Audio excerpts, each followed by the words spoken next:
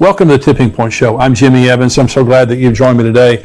I have a teaching today called War Drums in Israel. And I want to talk to you about the news that's going on right now and what the Bible says about two wars that are about to happen in Israel. There are major wars that are prophesied, and what we have in the news today is telling us these wars are about to happen very soon. Before I get into that, let me just remind you on September the 17th, here in the Dallas-Fort Worth area, Grapevine, Texas, 5 minutes from DFW Airport, we have a Bible Prophecy Conference happening from 9 a.m. to 5:30 p.m. September 17th at Fellowship Church, Pastor Ed Young, our dear friend there, all day long. And we have great speakers, great content all day long to encourage you, to let you know what's going on here in the end times. Just a very special format there of just really getting all day information and encouragement related to Bible prophecy. I'll be speaking twice that day. I'll also be speaking the next morning at Fellowship Church on Bible prophecy. So if you attend the conference and you're able to stay over, you can hear me again on Sunday morning. We also have Pastor Billy Crone, who's a regular guest here on the program. We have Greg Laurie, who is a contributor to endtimes.com. He's written many books on the end times, terrific speaker, terrific content. We have Dr. Mark Hitchcock. He's written over 30 books on the end times. He is a contributor here to endtimes.com. He'll be speaking that day, along with Pastor Ed Young, who is a terrific speaker, great pastor, great speaker, and Rabbi Jonathan Cahn, who is a dear friend of mine, who I believe is the most gifted prophet of our time. His books are bestsellers. He has revelation that is off the charts, incredible and accurate. And so he'll be there bringing a special message. And so it's $99 a person to attend. It's $49 for the live stream, but we want to give you a 20% discount. We know we have a lot of subscribers to YouTube on our YouTube channel. If you haven't subscribed, hit that button and subscribe right now. We want to give you a 20% discount, so you can get 20% off of the $99, 20% off of the $49. We would love to have you be there in person. If you can't, we would love to have you live streaming in. So you can go on conference.endtimes.com right now. Enter into your promo code there. You'll get 20% off. Conference.endtimes.com. The information is right there on your screen. Sign up. We have a lot of people already signed up. So we want you to sign up right now. You can use your discount, by the way, to bring family, friends, neighbors, bring a busload from your church. You can all use your discount code there. So we're going to have a lot going on that day. We would love to have you be a part of that. Let me remind you also of the book that we have, Where Are the Missing People? This is a book that you leave on your coffee table, dining room table, car, office, apartment, dorm room for people who are left behind in the rapture. The number one question that's going to be asked after the rapture is, where are the missing people? And this book is going to be there answering it, leading people to Christ and letting them know what's about to happen and how to prepare for it. And if you go on Amazon, we have hundreds of 5-star reviews of this book. And you can see those reviews there, but a lot of people are reading it right now, giving it to loved ones, and they're getting saved, their lives are being changed. And so it's not just for later. Many people are reading it right now and it's changing their lives. So where are the missing people? You can go on Amazon. You can also go to missingpeoplebook.com. And if you're buying more than one copy, we give you some great discounts there for missing people. So let me get into this teaching today on war drums in Israel. We live in a very, very serious time. And I know that all of us feel the oppression of what's going on in the world right now. And not just related to Israel, but just economically, the pandemic, the evil and wickedness in the world, China, Russia, the war in Ukraine, all the things that are happening. It is oppressive. I mean, this is something I've never experienced before. And I'm 68 years old. I've never experienced anything like this, what's going on in the world right now. I never thought I would live to see what's going on in the world right now. But it's happening, and it's a fulfillment of Bible prophecy. And according to Bible prophecy, there are two major wars that are about to happen in Israel. And I think they'll happen very, very soon, especially the first one. And one of the wars is the Gog and Magog war that you may have heard me talk about already, but I'm going to talk about it here in just a minute. But I want to read you some articles about what's happening in Israel right now. And I believe that we're right on the brink of the Gog and Magog war breaking out. Could be in the next few weeks or few months. I really believe that. But also the Battle of Armageddon. Let me talk about Armageddon first, because what's happening right now in the news is also pushing us very close to Armageddon. Now, this is Joel chapter 3. This is God in the first person talking about the Battle of Armageddon. He says, "Behold, in those days and at that time, when I bring back the captives of Judah and Jerusalem, I will also gather all nations and bring them down to the valley of Jehoshaphat, and I will enter into judgment with them there on account of my people, my heritage Israel, whom they've scattered among the nations, they have also divided up my land. So now, remember, when Israel was scattered the first time, they went to one nation. They went to Babylon. God is talking here about you've scattered them among the nations, and then I'm going to bring them back. Okay, that happened in 1948 when Israel came back from the nations of the world, and he brought them back. And he says, in those days and at that time, when I do this, I'm going to do this. He's talking about a generation. That's what Jesus said. This generation will not pass away till all things are fulfilled. So in one generation, 1948, the Jews come back. There's going to be Armageddon. And he says, I'm bringing the nations into judgment in the valley of Jehoshaphat. The valley of Jehoshaphat is the valley between the Temple Mount and the Mount of Olives. And this is where Jesus' feet touch.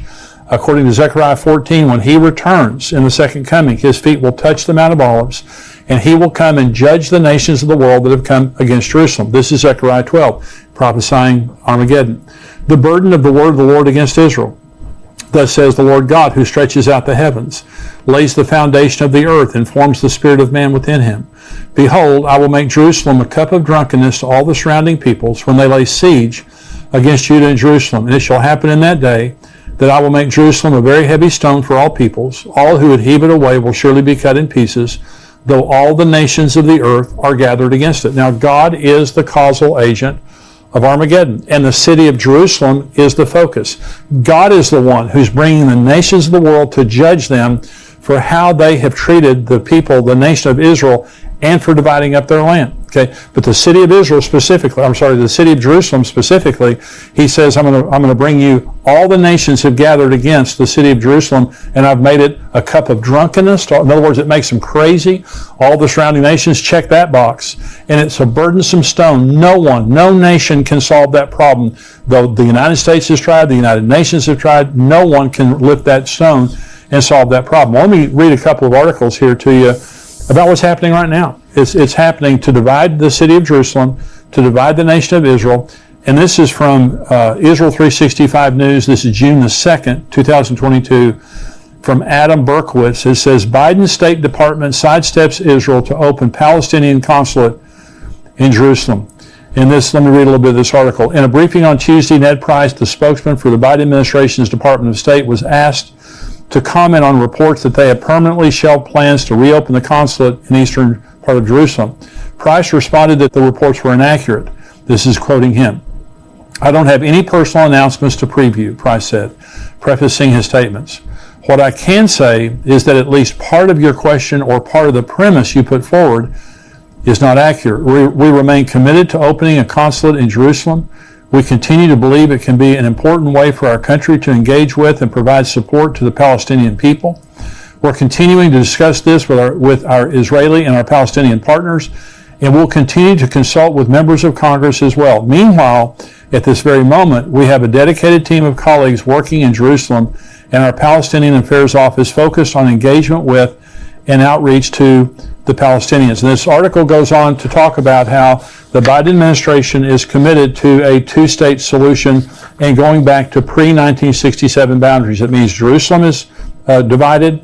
East Jerusalem goes to the Palestinians, and what they're saying is they're going to open a consulate. They're not talking to the Israelis. They're being extremely rude to the Israelis.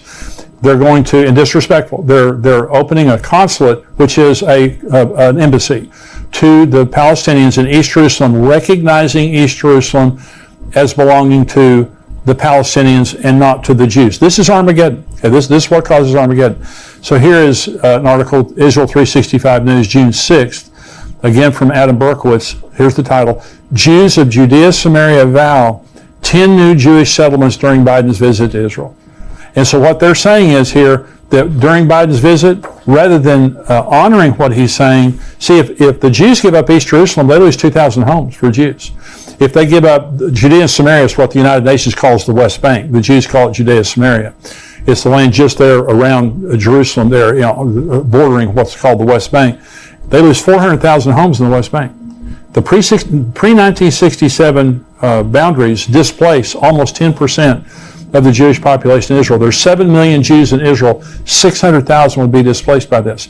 And what they're saying is when President Biden came up, they're trying to embarrass Naftali Bennett, the prime minister. And they're also trying to get back, and as a sign to President Biden, they're not giving up the West Bank. They're not giving up East Jerusalem. This is Armageddon. Armageddon is about the Jews won't give up Jerusalem. They won't give up East Jerusalem. They're not going to give up the land. They've tried this land for peace nonsense, and they don't get any peace for it. And so they're not going to give it up, but they're going to try to impose the United Nations at some point. This is what causes Armageddon. The nations of the world are going to try to force Israel to give up this land, and they're not going to do it. And so what we're seeing right now by the policies of the Biden administration is furthering Armageddon. It's going to happen, and it's happening right before our very eyes. Let me talk now about the Gog and Magog war. And so God is furious that the nations of the world, the way they're treating Israel, they're trying to divide up the land. But there's also the Gog and Magog war, that also God is the causal agent of the Gog and Magog war. And let me read you now. This is Ezekiel 38. You've probably heard me talk about this before. This is Ezekiel 38. The word of the Lord came to me, saying, Son of man, set your face against Gog of the land of Magog, the prince of Rosh, Meshech, and Tubal, and prophesy against him, and say, Thus says the Lord God, Behold, I am against you, O Gog, the prince of Rosh, Meshech, and Tubal. I will turn you around, put hooks in your jaws, and lead you out with all your army, horses and horsemen, all splendidly clothed, the great company with bucklers and shields, all of them handling swords. Persia, Ethiopia, and Libya are with them, all of them with shield and helmet. Gomer and all its troops, the house of Togarmah from the far north and all its troops. Many people are with you. Prepare yourself and be ready, you and all your armies that are gathered about you, and be a guard for them. After many days you will be visited. Listen, in the latter years, that's the last days, you will come into the land of those brought back from the sword and gathered from many people on the mountains of Israel, which had long been desolate. They were brought out of the nations, and now all of them dwell safely. So this is about to happen. So Israel's back in their land. They're very prosperous. They're safe, comparatively. They're still very safe. But this is Russia. This Ezekiel 38 is against a man called Gog, which I believe right now is Vladimir Putin. Now, if this prophecy is for later, it could be somewhere else. But it says Gog, he's the prince of Rosh, Meshech, and Tubal. Rosh is Russia, Meshech is Moscow, Tubal is Tobolsk. This is right there in Russia. And so this is Persia is Iran. When it says Gomer, Togarmah, that's Turkey. Syria is Syria. Libya is Libya. Ethiopia is what we would call Sudan today. But all these are Muslim nations with the exception of Russia, but they're all militarily aligned with Russia. And Vladimir Putin is the strongman over this entire area of the world there. So this is a regional war that's going to be fought. And so God says, I'm going to put hooks in your jaw and drag you down. The problem that we have right now is Iran. Russia's a problem for sure. Iran is the larger problem for the Israelis because they have a nuclear program, and they have been trying for a long, long period of time to get enough nuclear material for a bomb. And they're there. I mean, they are there, either a day or a week away, or days or weeks away from getting it. But many believe, and I believe, they already have enough nuclear material for a bomb. They need a detonator. They need a missile, which they also have. But they're at the final stages of putting this together. Now, Israel has been conducting for the last month. They just finished a huge, massive drill called Chariots of Fire. And this is practicing bombing Iran and practicing defending all their borders when they get finished bombing Iran. Because they know once they bomb Iran, all heck's going to break loose. And so remember, there's going to be a provocation. God says, I'm going to put hooks in your jaw. I'm going to draw you down to the mountains of Israel. Well, Russia, Iran, Syria, and Turkey are already on the northern border of Israel right now with weapons, ready to attack. And so Israel's bombing in Syria almost every day, Iranian installations there, and Iran is there to build a force, to build a base right on the northern border where they can invade Israel. They're just looking for the opportunity. Well, so this is an article from the Jerusalem Post, and it says, this is June 2nd, Israel sends submarine warships to Red Sea in signal to Iran. It says, in a signal to Iran, an Israeli Navy sent an advanced Dolphin-class submarine and 2 warships for an extensive training excursion into the Red Sea as parts of Chariots of Fire, the Israeli Defense Forces months-long war simulation that will end this week. And so it talks about, in this article, let me just read you the very end of this article, it says, Chariots of Fire simulated an all-out war on many fronts and was aimed at strengthening the country's defenses and the resilience of its home front, as well as increasing the effectiveness of communication between various corps and commands. The exercise involved nearly every branch of the Israeli Defense Force, including the ground forces, Air Force, Navy, logistics, intelligence, technology, and more. Well, this is a massive drill that took a month that is including every branch of the military. It's bringing them all together, helping them to communicate so they can bomb Iran and so they can protect their nation afterwards. Because, in my opinion, this is the hook that once Israel bombs Iran, it provokes Russia. Russia's already provoked, but it provokes Russia, Turkey, Iran, Syria, all these nations, and this could be the fulfillment of that. I mean, by the way, so let me just read you these other articles and I'll talk about it. This is from Yahoo News, June the 2nd, this year. This could be the next big war that grips the entire world. Now look at that title there. The ongoing war between Israel and Iran across the Middle East came out of the shadows and into the open long ago, but now, on the back of several suspected Israeli attacks inside Iran itself, the deadly contest threatens to escalate, possibly beyond the region. Last week, several quadcopter drones smashed into a suspected Iranian nuclear research and drone facility at Parchin, killing one engineer. Mere days before, two assassins on motorbikes shot dead an Iranian military colonel in the heart of Tehran. In February, several drones hit an Iranian unmanned aerial vehicle, UAV, base in the west of the country at Kermanshah. Although never officially taking responsibility, various subtle hints by Israeli officials and media reports have left little doubt as to the provenance of these attacks. Now listen to the rest of this article, because this is very important. This is all part of what the Israeli government, just under a year in power, has come to describe as the Octopus Doctrine, a new and risky expansion of its campaign against Iran's military and nuclear capability, the Octopus Doctrine.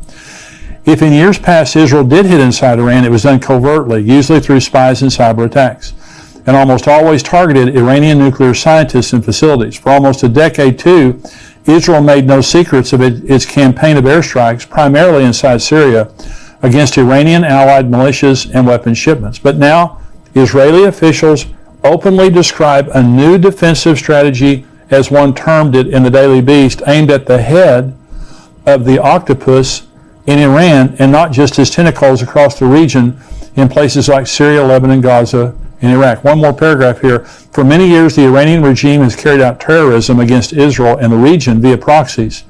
But for some reason, the head of the octopus, Iran itself, has enjoyed immunity. Israeli Prime Minister Naftali Bennett said in a speech on Sunday, the era of immunity for the Iranian regime is over. Now, that's some very serious rhetoric. And what they're saying is their doctrine, the Octopus Doctrine, kept saying, cut off the tentacles, hit them in Syria, quadcopter their nuclear facilities, send viruses into their computers, kill their scientists, and all those kind of things. And now what they're saying is, no, we're going to chop off the head of the octopus. That's a very different strategy, and it goes along with the chariots of fire. By the way, the chariots of fire exercise, that looks back to Elijah. Isn't that interesting? That Elijah, I believe, will be one of the two witnesses in Israel, and so he could already be in Israel right now, but I just think it's very interesting. This is an article from the Times of Israel from the United Nations, and they're saying Iran not providing credible answers on material at undeclared sites. Well, Iran's been lying to everybody forever, and so they shouldn't be surprised by that, but they have found uranium traces at 3 different facilities that weren't supposed to have uranium, and the Iranians will not give an answer for it. And so they're lying. They've got more uranium than they're saying they have. And so that they've just been caught. And this is the Jerusalem Post. One more article here. Iran crossing uranium enrichment threshold cannot be avoided. Okay, this is from the International Atomic Energy Agency. Okay, it cannot be avoided. So, and they're just saying in here that, and they're downplaying it. And they're saying, Iran's going to get nuclear material, but they don't have a detonator, and they don't have it's going to take them a while to build a bomb. Well, North Korea built bombs and had nuclear capability right under our noses. They became a nuclear state under sanctions while the entire world was watching, making much more progress than the world realized. The same thing's happening in Iran right now. Let me just say, I don't know exactly when they're going to get all the material they need, but I'll tell you one group of people that does, and that's the Israelis. The Israelis have moles inside of their facilities, or nuclear facilities. They have spies all over the country. They have probably the best intelligence community in the world. And so the Israelis know exactly where Iran is. And isn't it interesting, with that knowledge, they're having a massive drill called Chariots of Fire. Not just practicing bombing Iran, but also defending their borders after they bombed Iran. Very interesting. So Iran must be making some progress in that regard. Now, so let me say this. So there's Armageddon, it's all right there. It's all unfolding before our eyes. Now, Armageddon takes place 7 years into the tribulation, at the end of the tribulation, at the second coming. So it's at least 7 years away. If Rosh Hashanah, if the battle of Gog and Magog happened right now. Now, if you have heard me teach for very long on the end times, you know that I believe that the rapture some year will happen at Rosh Hashanah. Now, Rosh Hashanah this year is from sundown September 25th through sundown September 27th. It's a 2-day feast, okay? So we don't know the day or the hour. And so there are 7 feasts of Israel that are a prophetic grid of the future. Jesus was crucified on Passover, buried on unleavened bread, resurrected during the Feast of First Fruits. Pentecost came. Last weekend was a Pentecost. That Pentecost came on the Feast of Pentecost. The next 3 feasts then are the Feast of Trumpets, the Day of Atonement, and the Feast of Tabernacles. And so I believe the Rosh Hashanah is the rapture, the Day of Atonement is the second coming, and the Tabernacles is eternity with God, us living with God for all of eternity. So we have 3 more feasts about to happen. So I believe, and what I've taught is, I believe some year that the Gog and Magog war will happen around the Feast of Trumpets, either right before or right after. Now, my personal opinion is it'll happen just prior to, because I believe it will set up the covenant that the Antichrist makes with Israel. After the Gog and Magog war, there's going to be a tremendous sympathy for Israel when God glorifies himself, when he defeats all those armies and deals with that issue. Then the Antichrist shows up as a man of false peace and makes this covenant of peace. Now, that's just my opinion. It could be at a different time. But isn't it interesting that we're 3.5 months right now from the Feast of Trumpets, when I believe some year the rapture will happen. And all these things are happening, and what the world is witnessing is, we're right there. Related to Israel and Iran, we're right there. Israel cannot let Iran get a nuclear weapon. It's not going to happen. They have the resolve and they have the capacity to bomb Iran and stop it. And so this is all happening right before our nose. And my opinion is, and this is what I wrote in my book, Tipping Point, I wrote it 2 years ago, is my opinion is when Israel bombs Iran, which could be in the next few days or few weeks, when Israel bombs Iran, it will provoke the Ezekiel 38 and 39 war, which I believe is a sign that the rapture is about to happen. We're in that period of time. And when I make these kinds of statements, I'm not setting a date that I'm saying absolutely Jesus is coming this September. But I've never seen in my lifetime the events that we have going on in the world right now. And in my heart, I pray that this is the year that Jesus will return. And all the signs of the times are there. And I'm just reading the signs of the times. And so I hope that this has been a blessing to you today. If you're watching on YouTube, I just want to say thank you for joining me. I hope you'll become a subscriber to endtimes.com. We have articles and videos that come out all week long. This week we talked about China's growing footprint in the world. China is a very troubling nation in the world right now. We talked about Iran's nuclear weapons, famines in Africa. We also had an article from Dr. Mark Hitchcock on the numbers in Revelation. Are they symbolic or are they literal, or are they a combination of the two? I wrote an article about going through the storms of life, how Jesus taught us how to go through the storms of life. We also had a video that was released today by Dr. Mark Hitchcock that was talking about the World Forum that was just held in Davos, that they're talking about tracking us and tracking our carbon footprint because they're talking about global warming.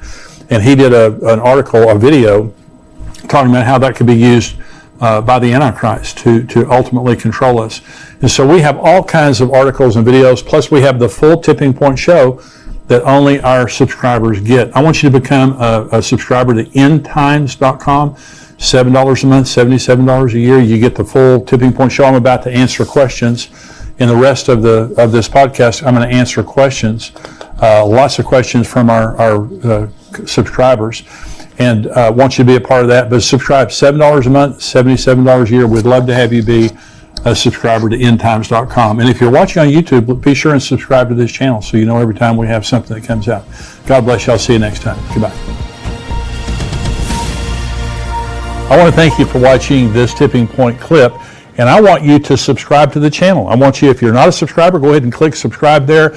And thank you for watching and subscribing. I want you to join our Tipping Point community at endtimes.com. For $7 a month, you can subscribe, and you have a 7-day free trial. So if you just want to check it out for 7 days, go on endtimes.com, check us out for 7 days, but I can promise you, you're going to love the content.